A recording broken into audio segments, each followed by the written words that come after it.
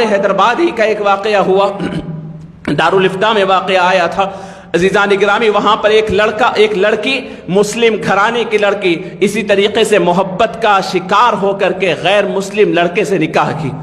خاندان والوں نے سمجھایا، جا کر کے اسکالرز نے سمجھایا، علماء نے سمجھایا، وہ ماننے کو نہیں تھی، کورٹ میرج کر دی گئی۔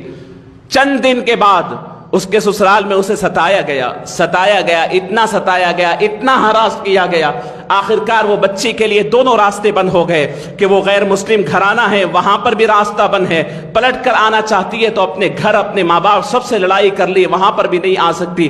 کچھ دیر کے بعد، کچھ دنوں کے بعد، مہینوں کے بعد برداشت کرتے کرتے مار کھاتی، دھبے کھاتی، طرح طرح کا ظلم سہتی، آخرکار وہ مر گئی یا پھر خودکشی کر لی۔ اب خودکشی کرنے کے بعد ہوا کیا؟ اب اس کا جنازہ، اس کی یعنی میت رکھی ہوئی ہے، ادھر سے ماں باپ تڑپ کر کے آ گئے کہ میری بچی مر گئی ہے، ادھر سے وہ لوگ آ گئے کہ بچی کا وہاں پر میت رکھی ہوئی ہے۔ دونوں یہ چاہتے ہیں، وہ لوگ جو غیر مسلم فیملی ہے، سنیے، وہ یہ چاہتی ہیں کہ یہ ہمارے گھرانے میں آ گئی تھی، ہمارے رسم و رواج کے متعلق اس کی شادی ہو گئی تھی، ہمیں اسے جلانے دو، اسے ہمارے ہندو رسم و رواج کی طرح لے جانے دو۔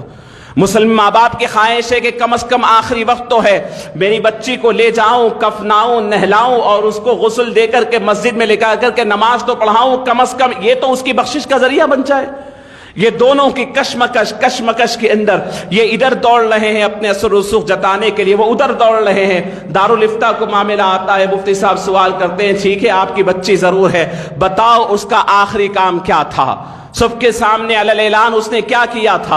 انہوں نے کہا کہ علی الاعلان سب کے سامنے وہ پھیرے لے کر کے اس کے ساتھ نکاح کر لی تھی۔ انہوں نے کہا کہ اس کے بعد مسلمان ہونے کی کوئی دلیل علی الاعلان ہے؟ کہا کہ نہیں ہے۔ فرمایا تمہیں کوئی اجازت نہیں کہ اسے مسجد میں لائے، اسے کفنائے اور دفنائے، چھوڑ دو، وہ غیر مسلم ہو گئی تھی، اسے جلانے دو، انہی کے قبرستان میں دفن کر لینے دو۔ آپ احساس کر سکتے ہیں اس بات کا؟